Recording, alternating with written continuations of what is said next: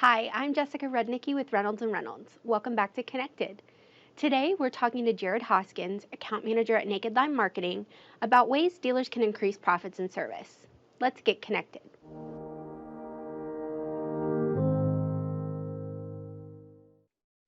Hi, Jared. Happy New Year. It's great to have you on the podcast today. Thanks so much for being here. Happy New Year. No, well, thank you for having me, Jessica. I'm looking forward to it. Well, I am too because it's obviously a new year, which means it's a clean, fresh slate. So I want to talk to you today about maximizing profit in one of the departments that dealers really had to focus on in 2020. So let's talk a little bit about fixed ops profitability, but more specifically, how a dealership's marketing can increase profits in their service department. So upsells for vehicle repairs offer some of the highest revenue potential.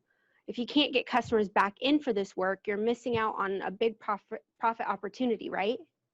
Yeah, exactly. There's a lot of opportunity in service, Jessica, to be honest with you. And let's face it, I mean, over the last 12 months, it's been a whirlwind for everybody, especially the service department. I mean, sales is beginning to come back around and surge a little bit, but service is still seems to be struggling, even more so now than I think before. As we start to get back to reality with sales profits increasing, we need to get service back up as well. If we actually look at last year's NADA numbers, the average dealership wrote about 19,000 ROs. If we equate that, it's about a little over 1,500 a month.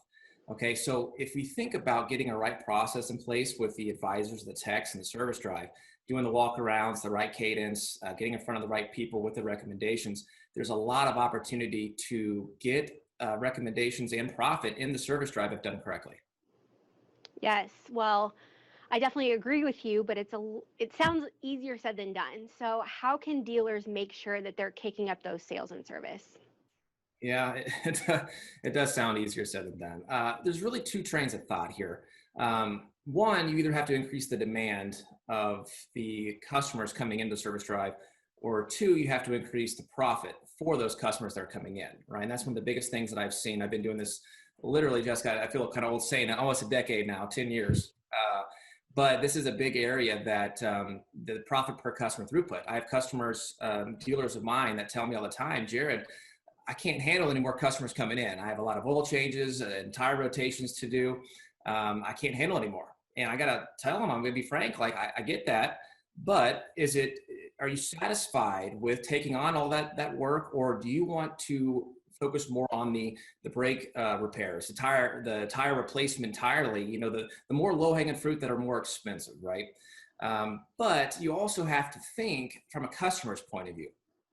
From a customer, owning a car is expensive, right, Jessica? I mean, it's expensive in general. You have your monthly car payment, you have travel costs, gas. I mean, general maintenance and everyday maintenance in the car. So, with that being said, customers sometimes can't simply afford to do all the work that's recommended the day of. They come in thinking, "Hey, I'm coming in for a $40, $50 oil change, maybe."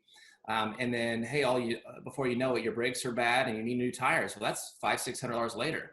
Well, that customer needs to reevaluate. They need to look at their budget. They might need to talk to a spouse or significant other, and then prioritize their spend. So when they do get a recommendation and during that service visit, they might not be able to do that right then and there. So that's where it relies on the dealership to actually have a good cadence and process moving forward to stay in front of them and top of mind to get them back in the dealership.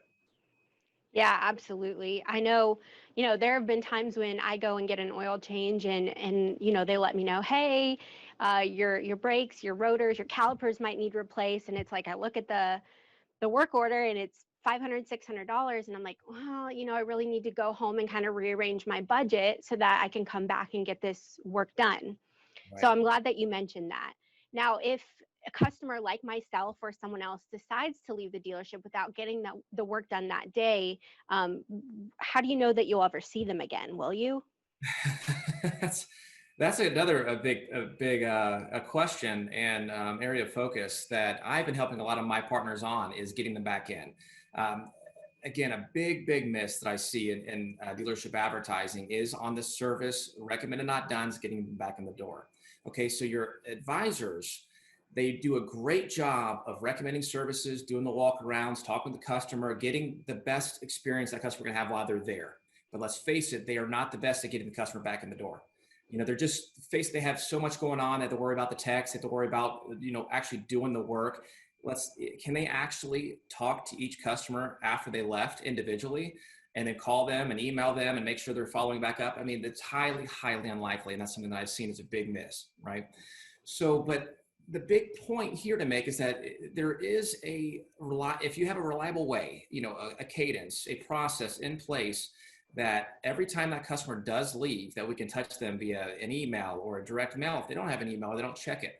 Maybe social media, if they're on Instagram or Facebook and they get a display ad that says, hey, don't forget, come back to the dealership because you need that new brakes or oil change. Having that cadence in place and being in front of them at the right time, about the right message, about the right vehicle, right, is going to be very important. And it's funny, I always jokingly tell, colleagues and also, dealers that I kind of call this the Bed Bath & Beyond theory. Okay, so it's not every day do I need something for my home. Not every day I do.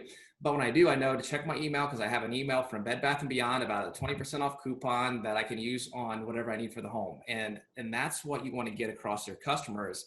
If I need an oil change, I need my tires done, I know I can go to this dealership because I'm going to have something from them. Yes. Oh my gosh, I love that you mentioned it. I always have coupons from Bed Bath & Beyond in my email. So great point that you made. Right. Okay, so you mentioned having this cadence, having this, process or tool in place that would kind of sort of automate those messages going out to customers who leave the service department. So what would a good process for that look like? Yeah, so the best process is the one that should be taught nationwide, and it's something that should be standard across the board. But let's be frank, it probably isn't, or it's been put, aside. It's the multi-point inspection, right? The tech comes out after every service, no matter if it's an oil change or what, does a multi-point inspection, walks around, makes the recommendations, takes the recommendations to the advisor. The advisor takes those recommendations to the customer, and then that's how they get that conversation going, right? Well, the first step after that, one, is to make sure that's happening every time. That you'll be surprised, and like I said, I've been doing this for 10 years, that when asked that question to a service department, are you guys doing multiple inspections? I would say almost half the time it's not. So right away there, you're doing better than most, right? The second part of actually when you're doing that process and you have it down pat and you're actually doing it foundationally is having clean data. Clean data meaning that you're updating the vehicle information, the owner's information, because let's face it, it is so frustrating from the dealer's perspective and the customer's perspective if you don't have accurate data. Real life stories, I keep getting direct mail pieces to my house about a car I had 5 years ago. Okay, I have not had it in 5 years. I keep getting a mail piece for it, and I don't even drive a Ford anymore. I drive a Chevrolet. So it's frustrating on my behalf that I keep getting it, but it's frustrating on the dealership because they're paying the money to send to me. And then if I reach out to them proactively via an email or something and say, I don't own this anymore, the dealership is going to be upset that, hey, why are we misspending our money? Right? So that's a big miss that a lot of dealerships aren't taking, is the cleansing of the data. Once you have clean data, you have a foundation, then you can use that foundation to market your customers very formally and more efficient moving forward. Okay. So I understand and I feel your pain because I've had things that maybe I'm expecting from a dealership or any other retail business. And if they haven't updated my customer information and maybe it goes to the wrong address, that is super frustrating. I can't tell you how much I feel your pain on that one.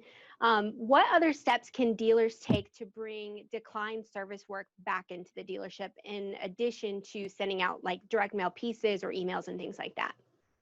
Yeah, like I mentioned, I would say, to make sure you always put them, and this is the word I kind of overuse, I'm thinking a lot today, is cadence, right? You put them in a cadence. It's more of an automated process where when they leave that they are getting a message from you.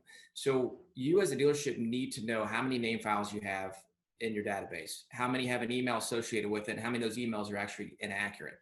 Okay, when you have that, that's first step. Two is to find out, okay, out of the ones that do have an email, I'm sorry, how many don't have an email. We want to find out how many have a physical address so we can send a direct mail if we need to.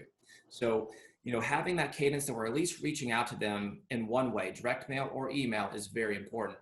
Also keep in mind that if they're not checking their email or direct mail, social media is a must, right? So they log on to Instagram or Facebook and they decline service work in your service department about breaks. We'll hit them up on Instagram by the email you have on file. And we can help do that by various different marketing methods. But that is the big thing, is that you need to have that cadence of getting in front of them in one way or another.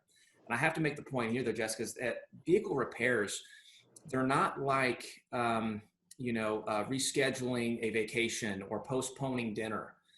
You can for a little while postpone a service work on your car, but it's inevitable. You have to get it done. You have to get your brakes replaced. You have to get your tires rotated or oil changed, or you're not going anywhere, right? So eventually they're going to need to do it.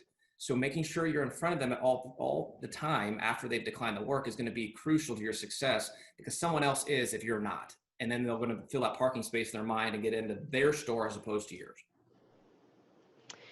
Good point. Let me ask you this. In your expert opinion, do you feel like if you pair let's say a direct mail piece or an email or even an ad on social media, if you put some sort of incentive in that piece, that it would help customers come back in? For sure. Yeah. I mean, it definitely helps. I mean, it also helps based on their life of experience with the dealership, meaning, if they just serviced, a few months ago, maybe not much of a discount, right? They just serviced there. But if it's been a year, maybe 2 years, they're definitely getting a service elsewhere. They're going to the Jiffy Lubes of the world. They're going to other dealerships. So getting them a more aggressive offer, sometimes even free oil changes to get them just back in, because when you get a free oil change, you're just giving that opportunity to get under the car again, saying, hey, I need brakes, I need tires. And that is when you increase that profit per customer throughput we've been talking about to get them back in. So yes, incentives are greatly going to help bring a customer back in and be loyal. Thank you. I know I love a discount, so I was just curious. Yeah. So this sounds like a lot of work for the dealership, and I guess I kind of understand a little bit more why they have trouble keeping up with this process, or establishing this cadence that you mentioned. So do you have any final words of advice for making the process easier for dealers? Yeah, I would honestly just tell dealers to really do their due diligence, right? As we mentioned, the very first question that we started with was that sales seem to be surging, but service has been stagnant and has been suffering. We need to keep that up high. So in order to do that, it's just doing your due diligence of finding the right vendor, looking at your information, finding your customers and what life cycle they are with the dealership. Because once you have the right partner in place in the right internal process, multiple inspections, the customer information, the clean data, you pair all these together, these steps can really be automated. When they're automated, then the customer leaves the dealership. Everything I talked about, social and email and direct mail, can be set and forget with the right partner. Again, not just saying you can just sign a piece of paper and you're off and going, right? You need to have the right partner in place to do that. So I would say, again, just do due diligence, make sure your data is accurate. And when everything aligns and there's getting more upsell opportunities and the advisors and techs see that people are coming in, that's going to build morale, right? Employee satisfaction is going to increase, profitability for the dealership is going to increase, and overall it's going to be a success for everyone. Definitely. I think you hit the nail on the head with that one. And I think this was great advice going into 2021 and kind of getting that fresh start. So Jared, great information, great tips. And thank you again for taking the time to be here today. Thanks, Jessica. It's a pleasure.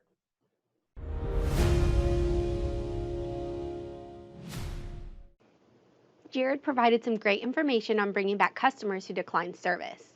Before we hop off, just a quick reminder, you can watch or listen to past and future podcast episodes on YouTube or Apple and Spotify podcasts by searching for the Connected Podcast. Subscribe on these channels to get notified every other Wednesday when new episodes are released. Thanks for joining us. We'll see you in 2 weeks.